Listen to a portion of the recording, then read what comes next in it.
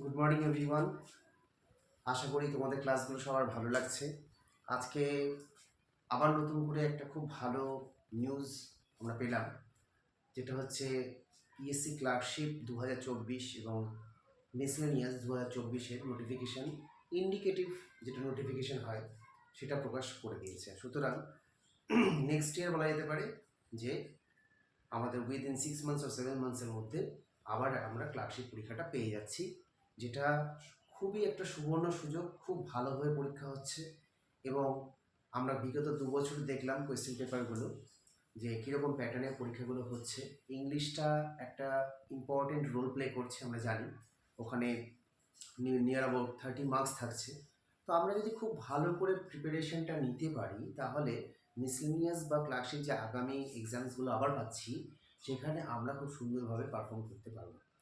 তো সেই কারণেই আমাদের এই ক্লাসের যে সিরিজগুলো আমরা শুরু করেছি, আশা করি তোমরা প্রত্যেকেই খুব ভালোভাবে এটাতে হেল্প পাবে এবং আশা করছি যে তোমরা যে ইংলিশে যে তোমাদের ভয় বা ভীতিগুলো আছে সেগুলো অনেকটাই কমে যাবে এই ক্লাসগুলো করার পর। শুধু তোমাদের জন্যই নাই, আমি আগেও বলেছি এটা একাডেমিক ক্লাসগুলোর জন্যও হবে। ক্লাস 5 থেকে ক্লাস 12 পর্যন্ত যথেষ্ট হেল্পফুল এই ক্লাসগুলো হবে। তো আমরা আগের বার পর্যন্ত ইন্ট্রোডাকশন ক্লাস আমাদের হয়ে গেছে, কিভাবে আমরা পড়ব সেটা বিস্তারিত আলোচনা ওই ভিডিওতে করে দেওয়া আছে। সেকেন্ড, আমরা যদি ফার্স্ট স্টার্ট করেছিলাম যে আর্টিকেল দিয়ে এবং বলেছিলাম যে আর্টিকেলের উপর বেস করে আমরা কিছু এক্সারসাইজ আজকে করব। একদম নর্মাল বেসিকভাবে আমরা দেখব যে আমরা আজকে প্র্যাকটিস করব। ছোট্ট একটু ক্লাস হবে। কিসের উপরে করব? আর্টিকেলসের। তাহলে আমি প্রথমে কি করছি, কয়েকটা ওয়ার্ড লিখছি। যেমন 1 number dash boy, 2 number dash boys, 3 number dash ox, 4 number dash mice, 5 number dash hour, 6 number dash hen, 7 number dash hands, 8 number dash one man, 9 number dash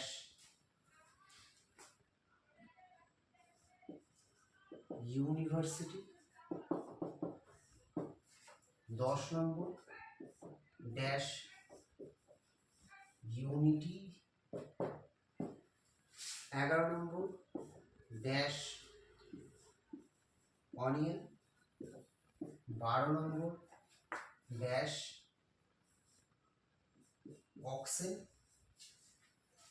চলো, এতটুকু যখন ধরছে আগে এটা আমরা শেষ করি।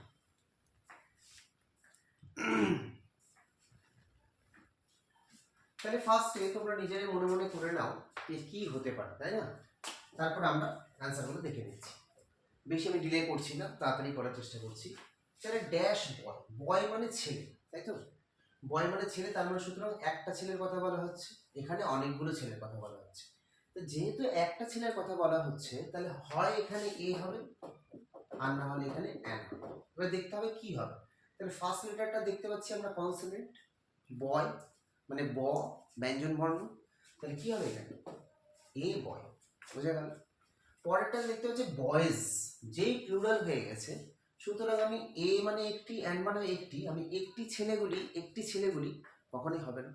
সুতরাং এখানে আমাকে অবশ্যই কি দিতে হবে, দ্য বয়েজ, বুঝে যাচ্ছে। অক্স, প্রথমটা দেখতে পাচ্ছি ভাওয়েল আছে, অ মানে স্বরবর্ণ, তাহলে হয় এ হবে নাহলে অ্যান হবে, স্বরবর্ণ থাকার জন্য আমরা অ্যান করলাম।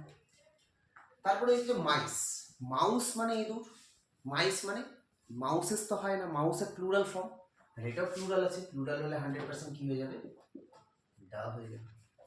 তারপরে দেখতে পাচ্ছি আওয়ার, কি উচ্চারণটা হচ্ছে আ, নট হাওয়ার। তাহলে যেহেতু এইচ এর উচ্চারণটা আমরা দেখেছি অ আ এ এই ধরনের কিছু হলে সেটা এইচ এর বদলে এ না হয় কি হয়ে যায়, অ্যান হয়ে যায়, কারণ এটা স্বরবর্ণের মতো প্রনাউন্স করছে। তারপরে দেখতে পাচ্ছি হেন, হয়কার, এটা নর্মাল এইচ এর উচ্চারণ, আর এই যে একটা কনসোনেন্ট বা স্বর ব্যঞ্জন বর্ণ, তাহলে এখানে অবশ্যই এ হবে। তারপরে দেখছি হ্যান্ডস, এবার দুটো হাতের কথা বলা হচ্ছে, একের বেশি হয়ে গেছে। ওয়ান, ওয়ানের উচ্চারণটা কিরকম দেখিয়েছিলাম, ডাব্লিউ ও এন এর মতো, ওয়া ওয়া ওয়া, ডাব্লিউ এর মতো উচ্চারণ হচ্ছে, তাহলে কি হয়ে যাবে এ ওয়ান ম্যান। সমস্ত বিস্তারিত আলোচনা করে দেওয়া হয়েছে আর্টিকেলস চ্যাপ্টারটাতে। ইউনিভার্সিটি, এখানে আমরা দেখতে পাচ্ছি ইউ কথাটা আসছে, ইউনিভার্সিটি, তো যেটাকে আমি বলতে পারি ওয়াই ও ইউ এর মতো উচ্চারণ হচ্ছে, কিসের, এই ইউটার ওয়াই ও ইউ এর মতো উচ্চারণ হচ্ছে, তাহলে সেক্ষেত্রে কি হয়ে যাবে এ ইউনিভার্সিটি, বুঝা গেল। ইউ এর উচ্চারণটা ওয়াই ও ইউ এর মতো হচ্ছে, আনিভার্সিটি, ইউ এর উচ্চারণটা জেনারেলি কি হয়, আ হয়, কিন্তু আ না হয় এখানে ইউ, ওয়াই ও ইউ এর মতো হচ্ছে, তার জন্য এখানে এ হলো। একই রকম ভাবে দেখো unity, Y O U, unity, তাহলে এই ক্ষেত্রে কি হয়ে যাবে এ ইউনিটি হয়ে যাবে। অনিয়ন, ও তার মানে এটা স্বরবর্ণ ভাল, তাহলে কি হয়ে গেল অ্যান অনিয়ন। অক্সেন, দেখো এটা ভাবেল আছে অক্সেন, কিন্তু অক্সের প্লুরাল ফর্ম হচ্ছে অক্সেন, তাই তো, অক্সিস তো হয় না, তাহলে অক্সেন হয়ে গেল। তাহলে সেক্ষেত্রেও কি হয়ে যাবে, সরি দা, ক্লিয়ার আমাদের পর্যন্ত। তাহলে এই কটা তোমরা খাতাতে তুলে নাও, যে কটা ইম্পর্টেন্ট আমি সেগুলোই লেখাচ্ছি, আরও কিছু লেখাবো, ছোট্ট একটু ক্লাস হবে, প্র্যাকটিস সেশন আমাদের এখানে শেষ হবে।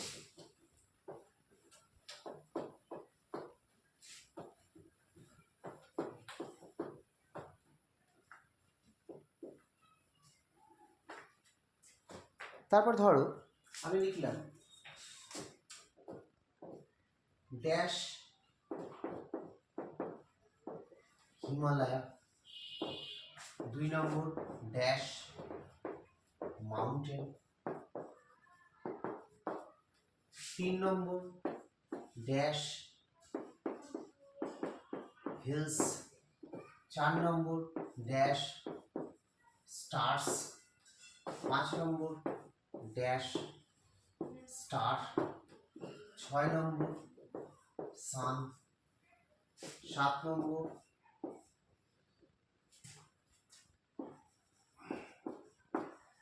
Morning,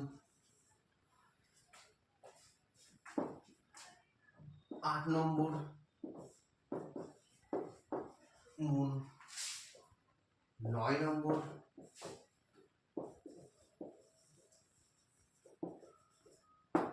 religion, 10 number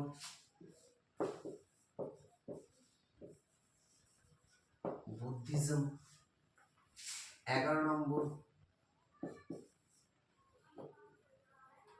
dash BBA, 12 number dash LLB. চলো এই কটা কমপ্লিট করি। দেখো কি বলছে, ফার্স্ট একটা হিমালয়, হিমালয় একটা প্রপার নাম, আর কোনো হিমালয় আছে কি, পর্বত, হিমালয় পর্বত তো প্রচুর আছে, তার মধ্যে হিমালয় পর্বত একটাই আছে, নির্দিষ্ট করে একটা পর্বতের নাম যেহেতু দিয়ে দিয়েছে সেটা হয়ে গেল হিমালয়, তার মানে আমরা অবশ্যই তা বসাবো।